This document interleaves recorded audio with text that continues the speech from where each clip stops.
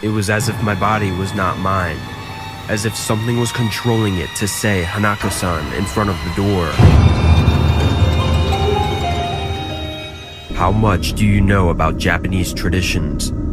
This is a question I ask everyone who hears my story, more than anything else so that they know what I'm talking about. Why we do what we do so that they understand the dimension of the mistake that my friends and I made that day. The day we opened a door we shouldn't have opened. Let me put it in context. Surely you know Candyman or Bloody Mary, right? The game to summon Hanako-san is quite similar.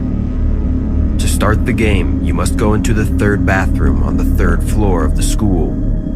When you are standing in front of the door, you must say Hanako-san 3 times in a row.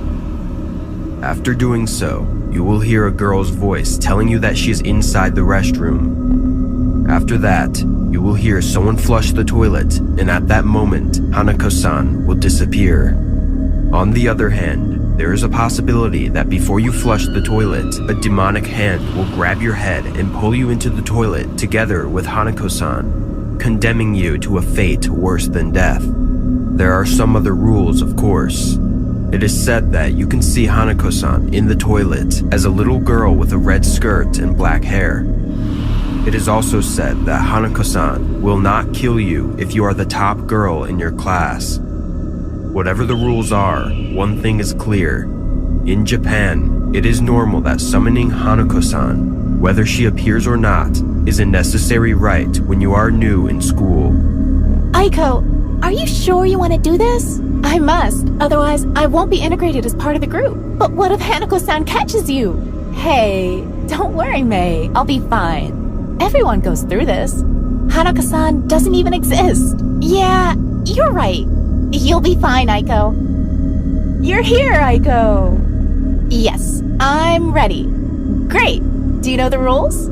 Yes, I learned them. Excellent. Let's go in together. We all went to the bathroom together, but when we were getting to the third door, the other girls stayed behind, and I fearfully went into the bathroom and sat on the toilet, closing the door in the process. You can do it, Aiko. We trust you.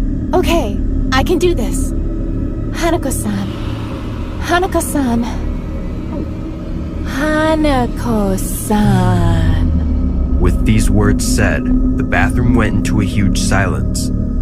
It was as if the cubicle had been transported to a different dimension, totally silent. I could hear nothing but my breathing. I felt that in the bathroom, I was alone. Girls, nothing happened. Can I come out? Hey, tell me something. Hanako-san didn't show up. I should go, right? Please, answer me! I didn't know what was going on, but out of nowhere, I started to hear a lot of banging on the door. My friends weren't there. What was going on? From one second to the next, the door slowly opened and the source of the sound was revealed. You scared me! I'm sorry, it was so tempting. We should have filmed it. Right, Fang? I didn't want to be a part of this. It's disrespectful. We're sorry, Aiko. Come on, let's get out of here. What was that? It's coming from next door. Let me see. No! Fang, no, it's dangerous. When the door opened, we all screamed with fright and fell backward in fear. It was Hanota. She was just standing next to us, laughing. Her face was totally deformed. Her skin was gray, and her eyes were wild. Ah! Hanota! No! Terrified, May and I ran to the door, screaming in despair as Feng stared at her friend's body. We banged on the door as hard as we could, but it was locked. What was happening? Were we locked in? Suddenly, we heard the sound of the toilet in the second cubicle. It rattled non-stop as if it was stuck. Fang! Oh no! I ran desperately to the source of the sound, and when we arrived, there it was. Fang was drowning in the toilet. I tried to pull her head out, but I couldn't. It was as if something invisible was holding her head, choking her. I backed away, scared, until suddenly, May said something very strange. You don't feel like disrespecting me anymore, do you? What? May, what are you saying? As soon as I turned around, I fell to the floor in terror. That wasn't May. That was a young girl with black hair and a red skirt. That was Hanako-san. Little Aiko, you shouldn't have provoked me. You shouldn't play with things that you don't understand.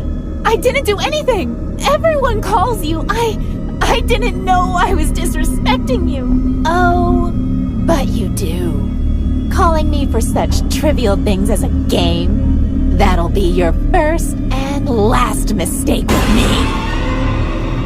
I kept my eyes closed for a few seconds, but nothing happened. In fear, I opened them. I was standing in front of the third bathroom door, about to perform the ritual. Hanako-san. None of my friends were here. It was all a dream. Hanako-san. No, it didn't feel like a dream. It was all very real. Hanako-san. It was as if I had been transported to a parallel universe and came back here. Hanako-san. At that moment, I realized something terrible. While I was thinking about what was happening, my mouth was saying Hanako-san in front of the door. Hanako-san. I couldn't stop saying it. I tried to run to get out of there, but nothing worked. Hanako-san. Hanako-san. Hanako-san. It was as if my body was not mine. As if something was controlling it to say Hanako-san in front of the door.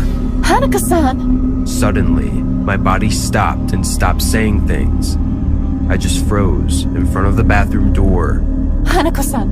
Hanako-san. Hanako-san. Hanako-san. Hanako-san. Hanako-san. Hanako-san. It began to open slowly from inside. I heard a tetric voice. I'm here. Before I could react, a terrifying hand came out from inside the toilet and grabbed my head, trying to pull me inside the toilet, trying to drown me. I used all the resistance I could, but nothing worked. I was exhausted. I was swallowing so much water, I couldn't do anything. I alone had entered a game I was never going to win. I had provoked something I didn't even understand, just to make other girls like me. Desperate, I was losing the last of my breath, when as if nothing had happened, it was all over. The hand had stopped. I ran out of the bathroom, pushing the door, and on the other side, my friends were there, scared. Hey, Aiko! Are you okay? Girl, what's wrong? Did you see Hanako-san? Did she spare your life?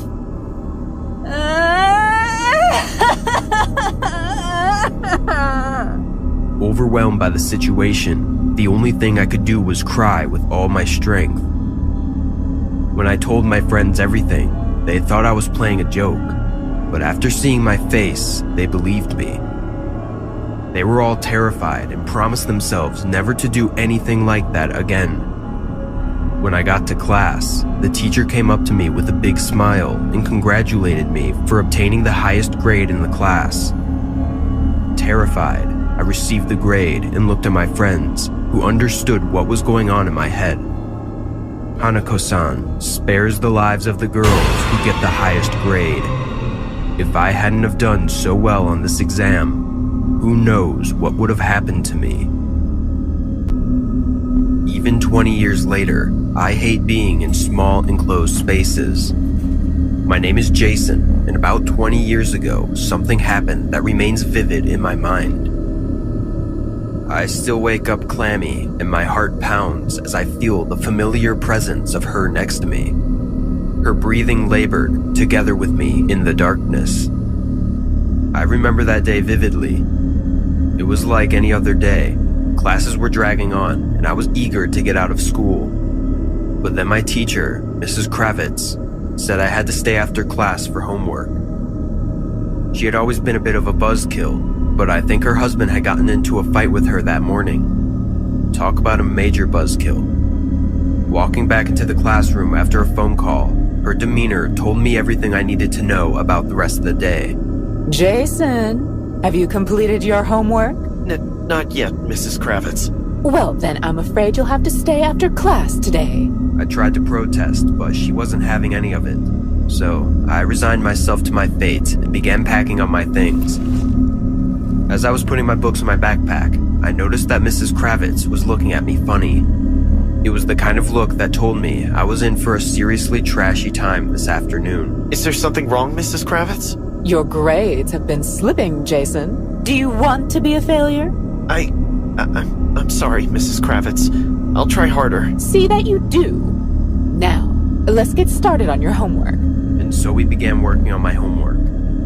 The minutes turned into hours, and the hours turned into what felt like days. Mrs. Kravitz was a tough taskmaster, but I slogged through it. Finally, however, we were nearing the end of the assignment. Just a few more problems and you'll be free to go, Jason. Now, let me explain something about the school to you. This was a private school, see, so there were only a handful of students. And the school was located in a remote area, so there weren't any other buildings nearby. In other words, there was no one else around as I studied with Mrs. Kravitz. For this reason, the rest of the lights in the building had already been turned off, giving the entire school a bit of a creepy feeling. I wasn't paying any attention to that though, since I was just happy to be done with my homework. As I stood up to put away my things, the hallway light, which was off, suddenly turned on. What the? I turned to Mrs. Kravitz, but she just shrugged her shoulders. The janitor must have left it on. Go turn it off, Jason. Sighing, I walked out into the hallway. The light switch was several yards away, so I had to walk down the length of the hallway. As I did, I couldn't help but feel like someone was watching me. It was a feeling that gave me the creeps, but I told myself that it was just my imagination. Finally, I reached the light switch and turned it off. As I did, I heard a noise behind me. Turning around, I looked down the length of the hallway. At the very end of the hallway, a figure stood there in the dark, its silhouette illuminated by the soft light coming from the windows. Long, frazzled hair was the defining feature I could make out, along with some kind of long dress. Who's there? There was no answer, but the figure began walking towards me, slowly but methodically. I squirmed uncomfortably, but assured myself it was probably just one of my classmates playing a prank on me. As the silhouette neared the classroom door, however, Mrs. Kravitz poked her head out. Jason, what are you doing out there? Get in here.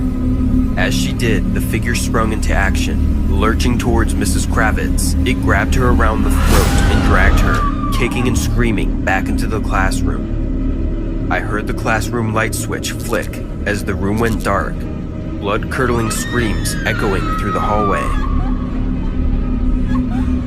I stood there, frozen in fear, not knowing what to do. I thought about running away, but I didn't want to leave Mrs. Kravitz behind. I also thought about going into the classroom to see if I could help her, but I was too scared. In the end, I just stood there like a deer in headlights. I don't know how long I stood there, but eventually, the screams stopped. The only sound I could hear was the sound of heavy breathing coming from the classroom, and then the figure emerged from the darkness. Her face was covered in blood, and her eyes were wild. It was a girl, about my age, but I didn't recognize her. She looked at me for a moment, and I could see the madness in her eyes. Finally, my body gave way as I screamed, my voice echoing through the empty hall. Ah! Get away from me! Turning, I lunged down the hallway towards the exit. I could hear the girl laughing maniacally as she gave chase. My heart pounded in my chest as I turned the corner, expecting to run out of the door and into the safety of the outside world. Instead, I ran into a brick wall. The impact knocked the wind out of me, and I fell to the ground. In the terror, I had taken the wrong turn and headed deeper into the school rather than toward the exit. And then I heard her laughter, a freaky sort of cackle that sent shivers down my spine. It was the laughter of someone who is truly insane, a person on the edge of the void. I picked myself up and began to run once more, stumbling as I realized I had sprained one of my ankles in the fall. Her laughter suddenly stopped. I continued to run though, till I saw a janitor's closet. I quickly ran inside, slamming the door shut behind me and locking it. I kept the light off, silently trembling as I stayed there in the darkness. I don't know how long I was in there, but my senses began to heighten as I listened. And as I did, my heart sank as I heard the steady but heavy breathing from right next to me, inside the janitor's closet. To this day, I don't know how she got in there with me. I don't know if there was another entrance to the closet, or if she simply slipped in there as I ran in. All I know is that she was in there with me, and I could feel her insanity next to my body. Her breathing, her raspy breathing, it was like nails on a chalkboard. Screaming, I threw myself out of the closet and into the hallway. I sprinted towards the exit, not looking back as I heard her laughter following me. Get the hell away from me! I screamed those words, but I don't know if anyone heard me. Finally, I found the exit and I ran out of the school and into the parking lot where my car was parked. The door was unlocked as I had left it, and I scrambled to grab my phone and call the police. As I did, I glanced up and I saw her figure standing at the door of the school. The police told me later that she was an escapee from a mental institution. They never did catch her, at least last time I checked. To this day, I half expect her to show up at my door, that freaky cackle of hers still echoing in my ears.